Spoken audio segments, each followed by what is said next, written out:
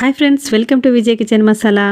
మనం ఈరోజు ఒక మంచి హెల్దీ రెసిపీని అయితే చేసుకోబోతున్నాము. చూస్తున్నారు కదండి, డ్రై ఫ్రూట్స్ లడ్డు అనమాట. వితౌట్ షుగర్ మనం దీన్ని చేసుకోబోతున్నాము. సో హెల్త్కి కూడా చాలా మంచిది ఇది. ఓకేనండి, మరి ఇది ఎలా ప్రిపేర్ చేయాలో చూసేద్దాం. ముందుగా ఒక మిక్సర్ జార్ తీసుకొని అందుట్లో జీడిపప్పు 1 కప్పు, నెక్స్ట్ బాదం పప్పు 1/2 cup, next watermelon seeds 2 spoons, అలాగే పంకిన్ సీడ్స్ ఒక 2 స్పూన్స్, నెక్స్ట్ సన్ఫ్లవర్ సీడ్స్ కూడా ఒక 2 స్పూన్స్ యాడ్ చేసుకోవాలి. వీటిలన్నిటినీ కూడా గ్రైండ్ చేసుకోవాలి. మరీ మెత్తగా కాకుండా కొద్దిగా పలుకులుగా గ్రైండ్ చేసుకున్నాను నేనైతే. ఇక్కడ పలుకులుగా ఇష్టం లేని వాళ్ళు మెత్తగానే గ్రైండ్ చేసుకోవచ్చు. నెక్స్ట్ గింజలు తీసేసిన ఖర్జూరాలని 1 కప్ తీసుకోవాలి. వీటిని కూడా మెత్తగా పేస్ట్ చేసి పక్కన పెట్టుకోవాలి. నెక్స్ట్ స్టవ్ ఆన్ చేసుకొని ప్యాన్ పెట్టుకొని అందుట్లో 2 స్పూన్స్ నెయ్యి వేసుకోవాలి. ఆ తర్వాత మనము గ్రైండ్ చేసి పెట్టుకున్న పౌడర్ని ఇందుట్లో వేసుకొని ఫ్రై చేసుకోవాలి.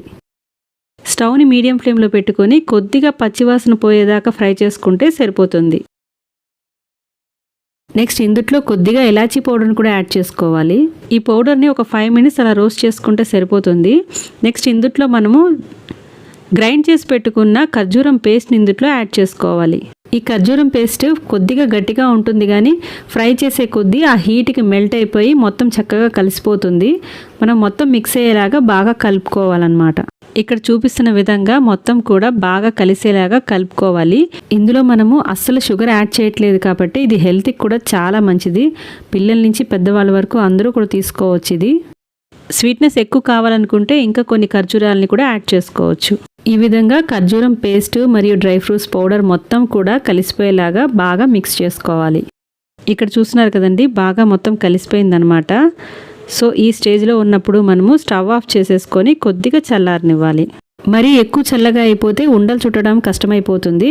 సో మీడియం హీట్లో ఉన్నప్పుడే కొద్దిగా మనము హనీ యాడ్ చేసుకుంటూ దీన్ని ఉండల్లా చేసుకోవాలి.